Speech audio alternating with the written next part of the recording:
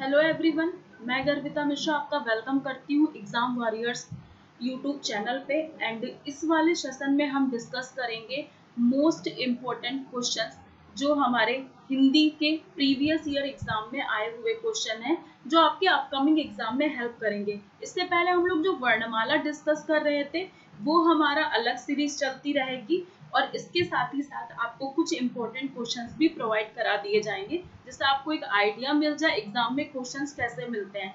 तो बहुत बड़ा वीडियो नहीं रखना है, इसके लिए सारे टॉपिक नहीं कवर हो पाए, तो अलग अलग प्रैक्टिस क्वेश्चंस में आपको अलग अलग टॉपिक के क्वेश्चंस मिल जाएंगे। तो आज कुछ क्वेश्चंस हम यहाँ पे डिस्कस करने वाले हैं, तो देखते हैं कौन कौन से क्वेश्चंस हैं।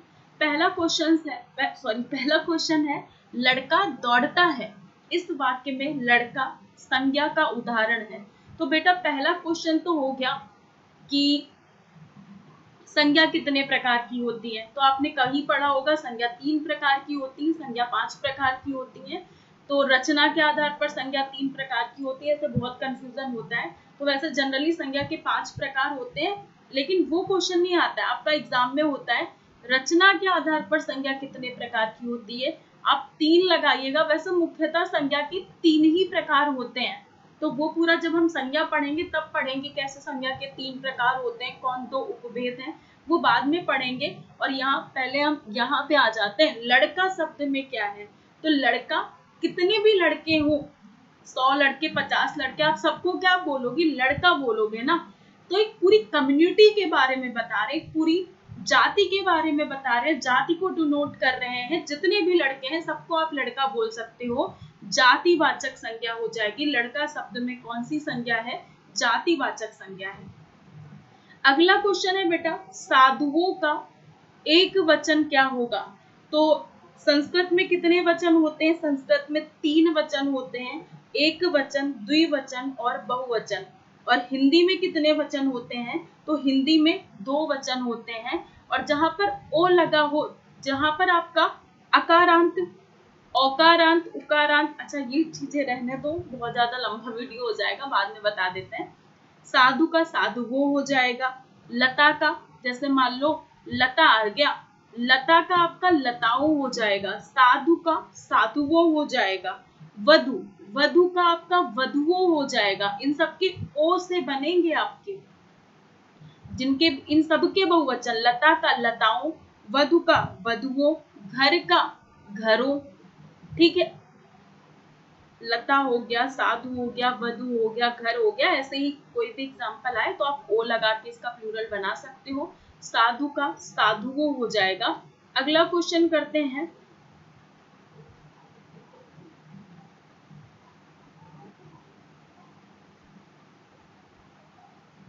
कि क्या हो रहा है भाई, क्वेश्चन नहीं चेंज हो रहा है,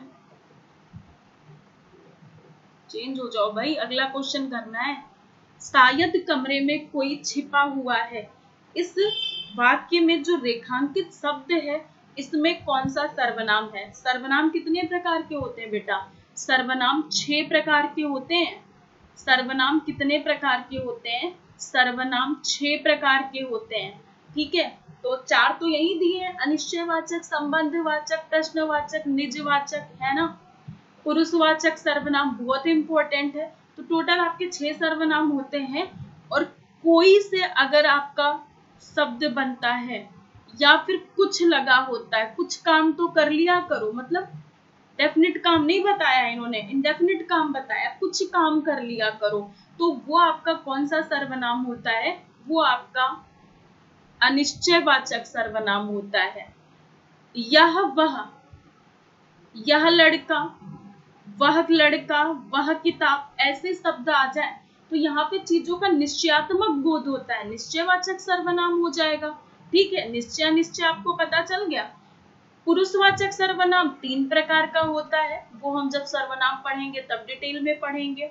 पुरुषवाचक सर्वनाम 3 प्रकार का होता है, जिसमें आप तू किस प्रकार का सर्वनाम है, आप किस, मध्यम पुरुष, उत्तम पुरुष जो पूछा जाता है वो बाद में पढ़ेंगे, टॉपिक वाइज हम लोग ऑलरेडी पढ़ ही रहे हैं।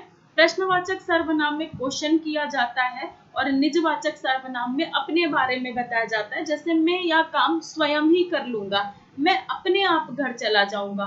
क्लियर है? तो यहाँ पे अनिश्चयवाचक सर्वनाम हो जाएगा। अगला क्वेश्चन है, यही मैंने बताया ना, मध्यम पुरुष, उत्तम पुरुष, अन्य पुरुष। तो मध्यम पुरुष तू का सही बहुवचन होगा। तो पहला बात तो ये याद रखना, तू किस प्रकार का सर्वनाम है, कौन सा वचन है, आप किस वचन का है, ठीक है। माध्यम सेकंड पर्सन के प्रोनाउन, तुम लोग किस प्रकार का, ये सब आपका मध्यम पुरुष में जाएगा। और मैं, हम, हमारा उत्तम पुरुष में जाएगा, जो भी बचे आपका अन्य पुरुष में चला जाएगा, ठीक है। तो पुरुषवाचक सर्वनाम 3 प्रकार के होते हैं।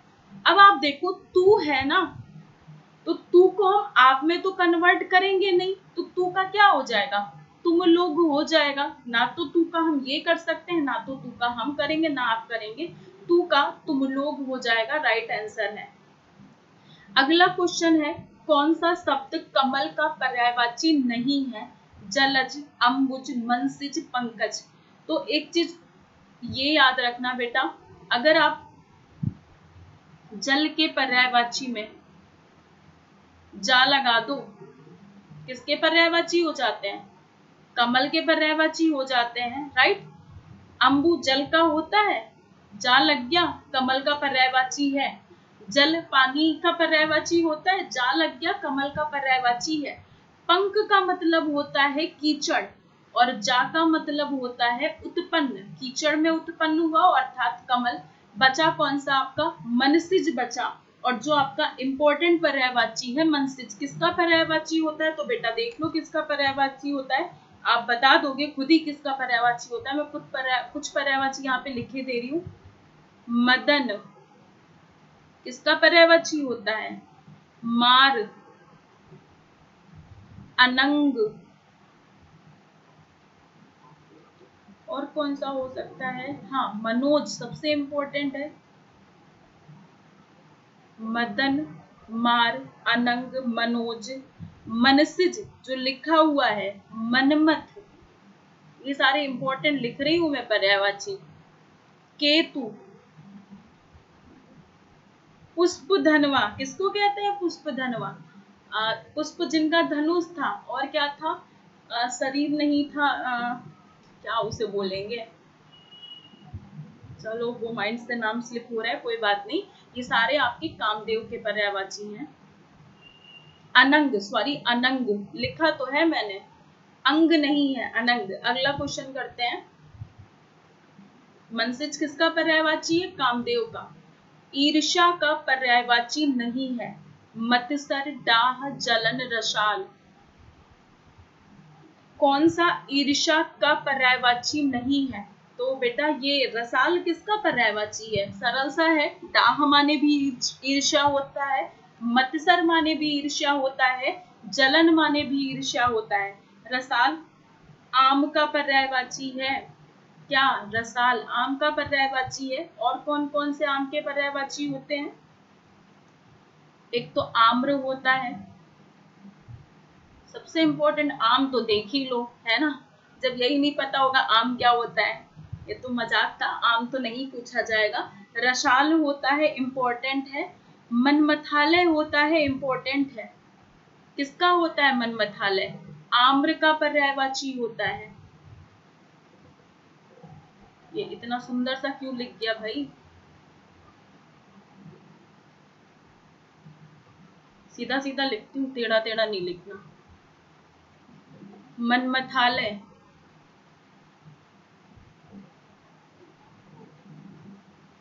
पिकबंधु किसका पर्यायवाची होता है। और ये सारे हमेशा इंपॉर्टेंट बताती हूँ जो एग्जाम में पूछे जाते हैं, तो आप चाहो तो इनको कहीं लिख लो। सहकार होता है, अब सहकार सखा का मत लगा देना, सहकार भी आपका आम का पर्यायवाची होता है। फलश्रेष्ठ होता है, पिक प्रिय होता है, पिक वल्लभ होता है, तो सारे नहीं लिख रहे। रसाल आम्र का पर्यायवाची है। अगला करते हैं, आविर्भाव का अपोजिट होगा, आविर्भाव तिरोभाव, सरल सा है, ठीक है, सभी को आ रहा होगा, बताने की जरूरत नहीं है। आविर्भाव का अपोजिट तिरोभाव होगा। यहाँ पे आविर्भाव ऑप्शन ऐसे लिखे हैं कि मतलब समझ में आ रहा होगा कि अपोजिट ही पूछा है। आविर्भाव का अपोजिट होगा, आविर्भाव का अपोजिट तिरोभाव होगा। उपकार बहुत कठिन है भाई, उपकार का अपोजिट क्या होगा? तो उपकार का अपोजिट अपकार हो जाएगा बेटा, उपकार अपकार होता है, उपकार अपकार।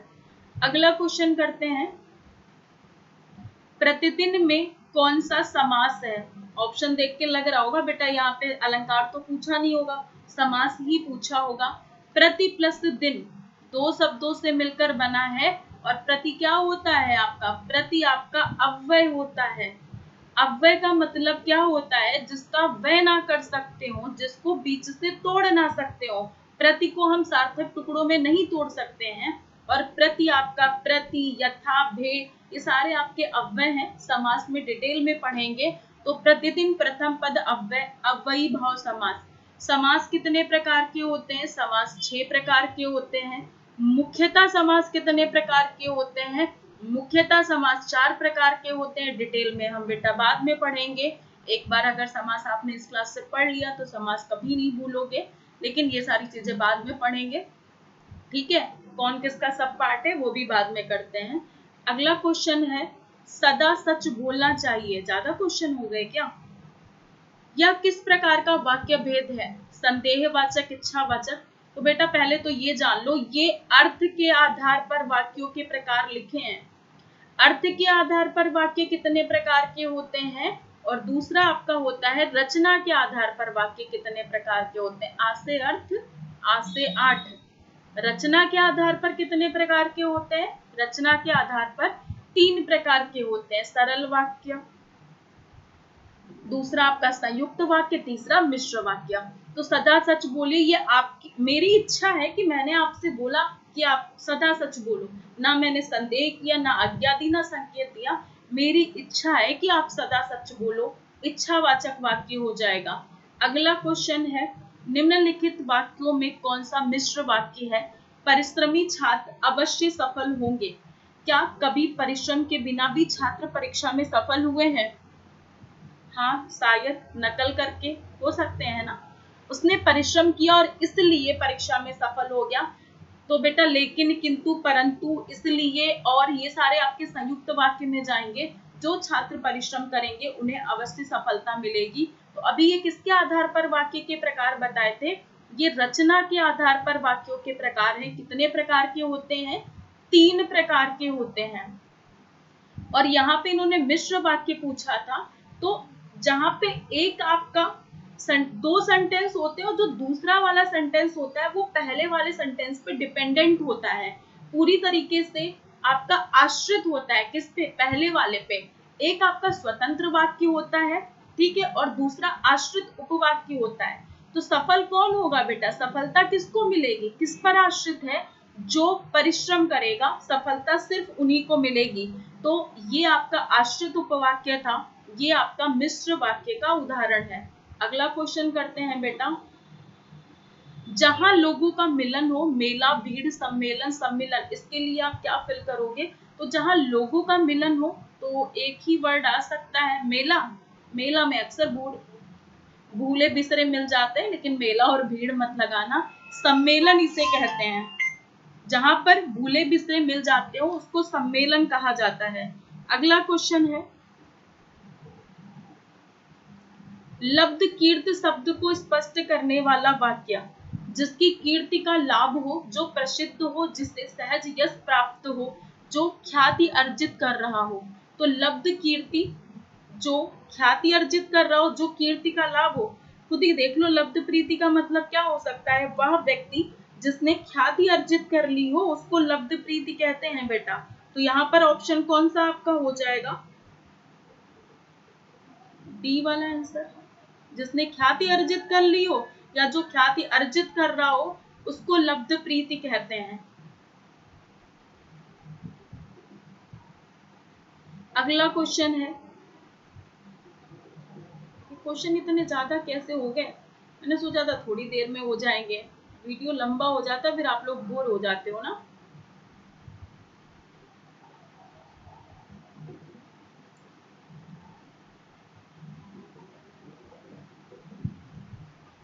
अगोचर किस वाक्य खंड के लिए प्रयुक्त होता है?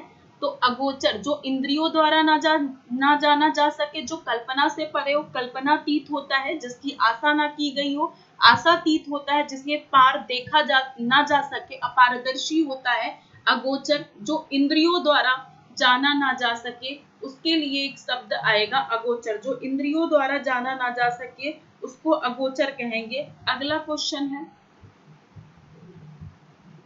दीप सा मन जल चुका, इस वाक्य में वाचक शब्द क्या है? तो इसके लिए बेटा अलंकार पूरा डिटेल में पढ़ना पड़ेगा। अलंकार कितने प्रकार के होते हैं? 3 प्रकार के, शब्द अलंकार, अर्थालंकार और उभय अलंकार। उभय अलंकार हमें पढ़ना नहीं होता है, शब्द अलंकार, अर्थालंकार पढ़ना होता है। शब्द अलंकार जहाँ शब्द के माध्यम से काव्य की शोभा बढ़ाई जाए, और अर्थालंकार जहाँ अर्थ के माध्यम से काव्य की शोभा बढ़ाई जाए। अर्थालंकार के 4 भेद होते हैं, क्या क्या? एक तो आपका उपमेय होता है, जिसकी तुलना की जाए। दूसरा आपका उपमान होता है, जिससे तुलना की जाए। तीसरा आपका समान गुणधर्म होता है, ऐसी क्वालिटी जो दोनों में मौजूद हो। समान गुणधर्म, ठीक है, ऐसी क्वालिटी जो दोनों में मौजूद हो। और चौथा होता है आपका वाचक शब्द, जो समानता वाला शब्द, एक ऐसा शब्द, जैसे मैं आपको एक हिंदी का एग्जाम्पल लिख के समझाती हूँ। मुंह या फिर मुख कैसा है? चांद सा है। मुख चांद सा है, यहां से समझ में आ जाएगा आपको। बेटा किसकी तुलना की जा रही है? मुख की तुलना की जा रही है, क्या हो गया? उपमेय हो गया। किससे तुलना की जा रही है? चांद की तुलना की जा रही है, क्या हो गया? चांद से तुलना की जा रही है ना, उपमान हो गया। चांद सा है, सॉरी क्वालिटी तो लिखी ही नहीं, चांद सा क्या है? सुंदर है। अब बेटा मुख भी सुंदर है, चांद भी सुंदर है, ऐसी क्वालिटी जो दोनों में मौजूद है, क्या हो गया? समान गुणधर्म। इसको क्या कहेंगे? समान गुणधर्म। और तुलना वाला शब्द क्या हो गया? सा सम सदृश तुल्य। तुलना वाला शब्द ये था सा, इसको क्या कहेंगे? वाचक शब्द। तो समझ में आ गया वाचक शब्द क्या होता है। सा आपका वाचक शब्द होता है।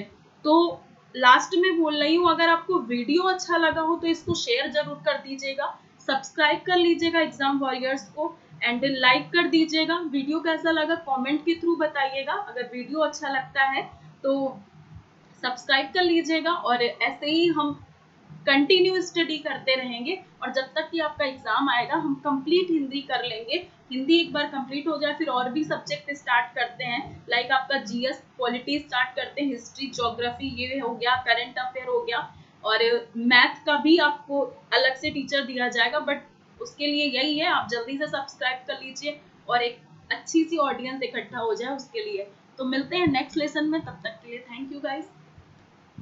पढ़ाई करते रहिए, एग्जाम आ रहे हैं तो पढ़ाई नहीं छोड़नी है, सबसे ज्यादा जरूरी है पढ़ाई करते रहो भाई।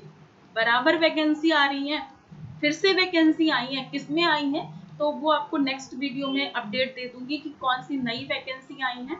एंड मिलते हैं गाइस नेक्स्ट लेसन में। Bye bye, take care.